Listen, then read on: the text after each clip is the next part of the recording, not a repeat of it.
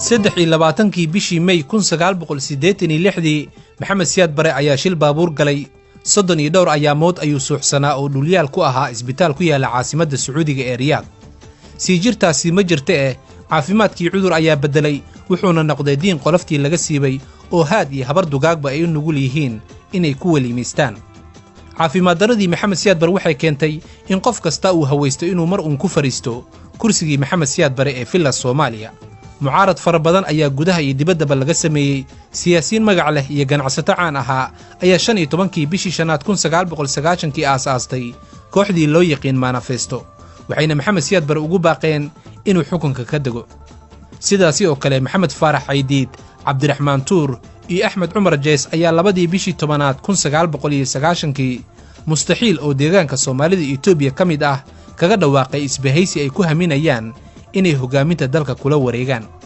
sidaasi awgeed inta badan mucaaradkii Maxamed Siyaad Bare ka soo horjeeday waxay ku midoobeen laba garab oo kala ahaa Manifesto oo xamar lagu aasaasay iyo Mujaahid oo mustaxiil lagu unkay. 30 bishii Diseembar 1991 waxaa xamar ka qarxay dagaalkii weynaa ee looga taqalusay Maxamed Siyaad Bare. ciidamadii dawladda ayaa laga itaal roonaaday waana ay kala yaaceen oo dadweynaha ay ku dhex milmeen. maamulkii Maxamed Siyaad Bare wuxuu ku soo aruuray madaxtooyada iyo raadiyo Muqdisho. 7 bishii Janawari 1991 Maxamed Siyaad Bare wuxuu howlgeliyey guddi loogu waqlalay sulux oo ka koobnaa 75 nin oo Maxamed Siyaad Bare bulshada uu ka soo dhaxushay, wuxuuna u xil saaray dhexdhexaadinta maamulkiisa iyo mucaaradka. isla taariikhdaasi wuxuu ra'iisul wasaare u magacaabay Cumar Carte Qaalib. guddigii loo yaqiin sulux iyo Cumar Carte ayaa xaruntii madaxtooyada lagu shiriyey, waxaana loo sharaxay waajibaadka shaqo iyo xilka saaran. haddaba si ay u hirgeliyaan xilkii loo doortay waxay la saayireen mucaaradkii dawladda ee ka soo horjeeday. hase ahaatee guuldaro iyo gacmo maran ayay kala kulmeen. hindisihii sulux waxaa diiday jenaraal Maxamed Faarax Caydiid oo ku adkaystay in marka hore Maxamed Siyaad Bare dalka isaga baxo. waxaan anagu la biraynaa waa Maxamed Siyaad iyo wixii fikradiisa u shaqeynaya oo la qaba baaba'aas iyo dhibaatadaas dalka u gaarsiiyey inay sii dheeraato baan la biraynaa. marka uu ilibka ka baxo Soomaaliya oo dhan baan isku biiray, waan isku imaanay, waan fashanaynaa, laakiin ma ogolin inaan wada hadallaan laga yeelano isaga iyo cid ka socota innaba inaan la yeelano. horta war horaan goosanay taas mana ku tali jirno.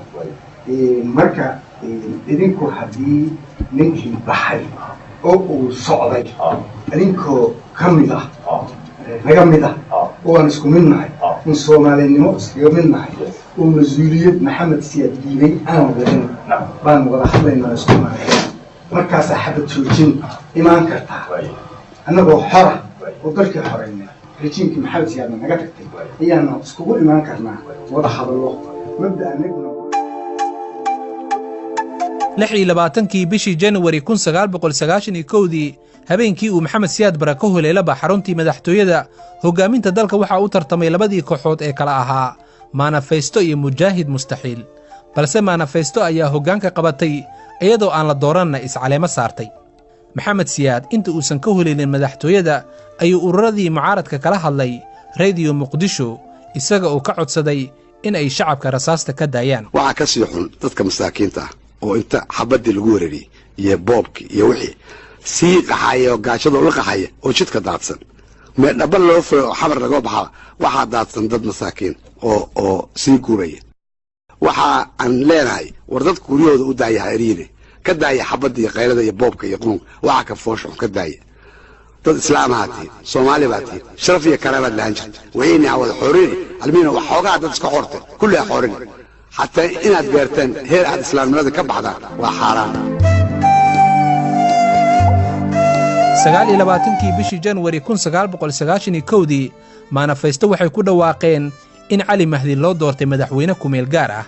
isna waqti badan iskama lumin 1 bishii February 1991 wuxuu degdeg u dhisay dawlad, wuxuuna ra'iisul wasaare mar labaad u soo magacaabay Cumar Carte oo Maxamed Siyaad Bare 7 bishii Janawari 1991 u magacaabay ra'iisul wasaare. si dawladdaasi loo ansixiyo madaxdii sare ee UAC waxay shir ku yeesheen Hotel Tawfiiq laakiin maxamed faarax caydiid ayaa si cad u diiday dhismaha dawladda wuxuuna soo jeediyey in la sameeyo guddi maamul oo kumeel gaar ah oo aan lagu degdegin dhismo dawladeed ilaa laga xaqiijinayo laba arrimood midda koowaad oo ah in la qabto shirweyne ay ka soo qayb galaan ururada hubaysan gaar ahaan SNM, SBM iyo SSDF. midda labaad oo ah in la soo qabto ama dalka laga saaro maxamed siyaad bare oo suurtagal aysan ahayn in xamar dawlad laga dhiso iyadoo maxamed siyaad bare gobolka Gado uu joogo waa sida uu yiri Generaal Maxamed Faarax Caydiid. kooxdii manifesto waa ay ku gacan seereen tala soo jeedintii Generaal Maxamed Faarax Caydiid waxayna go'aansadeen in dawladdii Cali Mahdi ay sii shaqayso. haddaba barnaamijkaani waxaan xoogga ku saari doonnaa dembiyadii waaweynaa ee dalka ka dhacay maxamed siyaad bare kadib ayaa eedda iyo qaranjabkii ugu weynaa lahaa maxaa yeelay maxamed siyaad bare wuxuu dalka ka baxay iyadoo daarihii magaalada ay dhisnaayeen xafiisyadii ay qalabaysnaayeen dukumentiyadii dawladda badankood ay yiileen xafiisyada.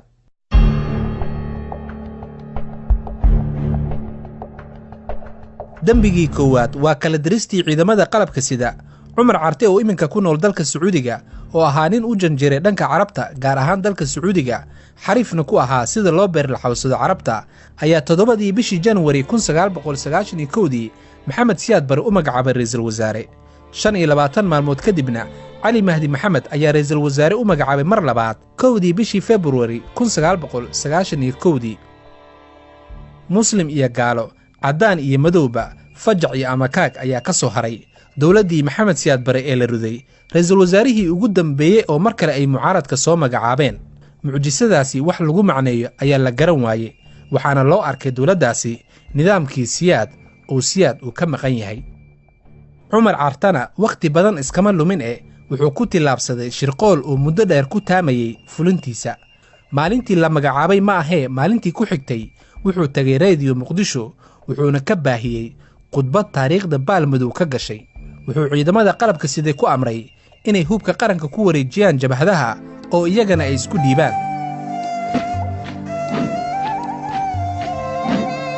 ciidamada qalabka sida oo ka koobnaa 5 talis booliska waxaa la aasaasay 20kii bishii December 1943 xoogga dalka oo la aasaasay 12kii bishii Afraad 1960 asluubta oo la aasaasay 1dii bishii Toddobaad 1960 laakiin dib u habeyn lagu sameeyey 22kii bishii Labaad 1970 NSS oo iyadana la aasaasay 15kii bishii February 1970 iyo guulwadayaasha oo iyagana la aasaasay 18kii bishii Sideedaad 1972 ciidanka qalabka sida waa tiir dhaxaadka jiritaanka qaranka iyo difaaca midnimada. khudbadii cumar carte waxay ciidanka qalabka ka dhigtay deero kala yaacday midnimadii Soomaaliyana waxay noqotay tusbax go'ay oo midba meel ku faniinay. hubkiina wuxuu u gacan galay wax magarato xasuuq ba'an geystay.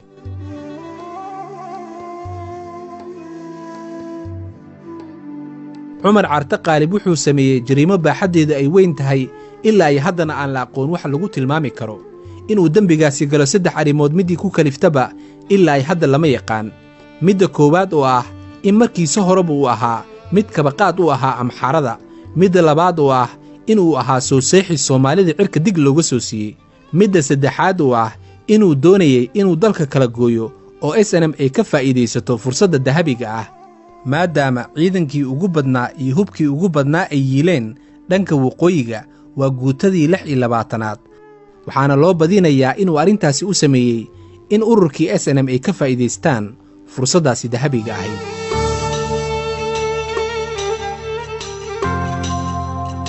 haddaba markii ay arrintii faraha ka baxday oo labadii dhinac manifesto iyo mustaxiil gacmaha isula tageen ayaa dawladdii Jabuuti go'aansatay in Soomaalida shir ay u qabato.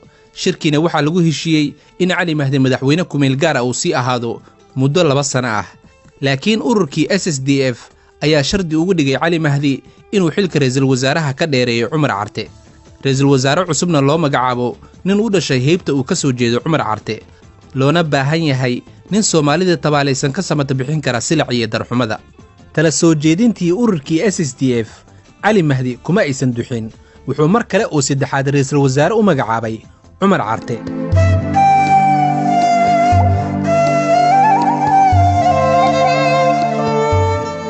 sida ay sheegaan dadka aqoonta u lahaa cumar carte waxay ku tilmaamaan habaacsane aad u yaqiinay sida madaxda loo beerlaxawsado. sidaasi aawadeed mar saddexaad bishii 5 1991 ayuu Cali Mahdi u magacaabay Cumar Carte ra'iisul wasaaraha Soomaaliya. Cumar Cartana markiiba wuxuu dhisay dawlad ka koobnayd 83 wasiir. wasiiradii la soo magacaabayna kuma jirin hal qof oo ka soo jeeda heybtii Maxamed Siyaad Bare iyo heybta Gabooye. kaba sii daranee wasiirada weligood hal maalin ma shirin, midkoodna xafiis wasaaradeed ma fadhiisan, maxaa yeelay agabkii xafiisyada yeelay waxaa lagu iibinayay suuqyada magaalada iyo gobollada iyadoo dadka ay moodeen in hantidaasi uu leeyahay Maxamed Siyaad Bare.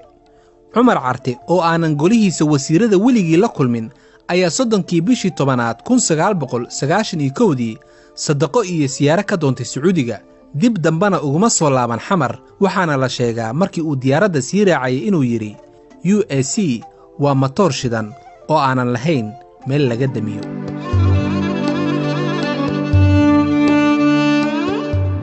dembigii labaadna waa suntii lagu aasay xeebaha Soomaaliya, waxayna dhacdadani dhacday intii uu xilka hayay Cali Mahdi, inkastoo Cali Mahdi Maxamed uu eedaasi iska fogeeyey. arrintaasu ma ahayn arrin maanta bilaabatay, waa arrin muddo fara badan baa soo jiitamaysay, waana arrin been abuur ah oo la siyaasadeeyey. waa been la siyaasadeeyey, waxaana aabbo iyo hooye u ah arrintaas nin degan, nin Nuur la yidhaha magaciisa labaad oo iga maqan yahay laakiin gurigayga uu yaallo, oo degan magaalada Genova oo ku taalla dalka Talyaaniga, ayaa ka dambeeyey been abuurkaas. ninkaasoo siyaasadii aydiid ay qalbi jirtay.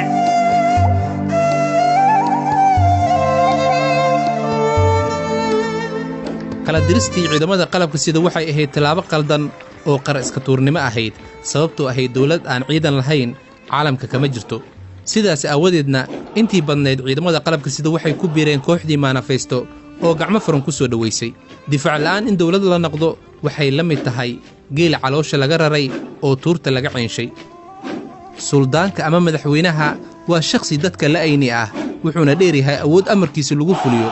haddii uusan lahayn ciidan amarkiisa fuliya wuxuu la mid yahay dadka caadiga ah, maxaa yeelay bulshada inta alla ka cabsata iyo inta askarta ka cabsata waxaa badan inta askarta ka cabsata.